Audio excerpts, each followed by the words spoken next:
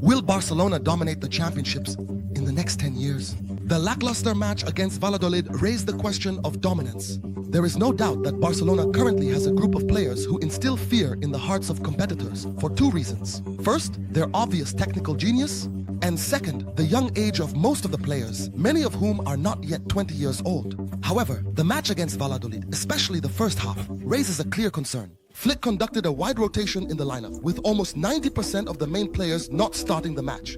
And there were players for whom this was their first match with the team, which is logical as Flick was playing against the weakest team in La Liga and has a crucial match against Inter in the Champions League.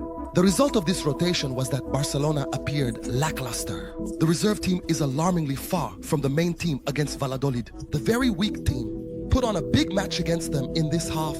Of course, with the entry of Yamal due to Rodriguez's injury and then the rest of the main team members, in the second half, the real Barcelona appeared, showing the big difference between the two teams.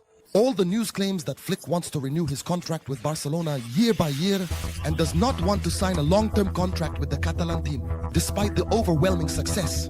That is beyond imagination for the management, and here lies the truth of the problem. Flick is a coach with his own method, so he wants players with specific attributes for execution and success. It is possible that a Barcelona reserve player, if they were on a team playing a different style of football, would appear better, but that is Flick's way and he will not change it.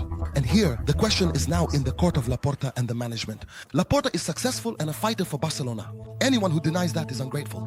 But after the huge sums of money the team has recently earned from the Champions League and others, and in light of the economic crisis at the club, will Laporta strengthen the first team with suitable signings?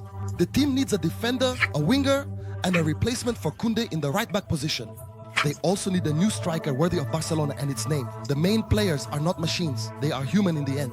A team striving for dominance competes in all championships and therefore needs a strong bench to make a difference. Competing with the starters increases the intensity on the field, and through it, rotation is done to maintain the level. Barcelona is currently the strongest team in the world, without any competition. But to maintain this title for years, the management needs to reinforce. The mental and physical state for one season without planning will not last.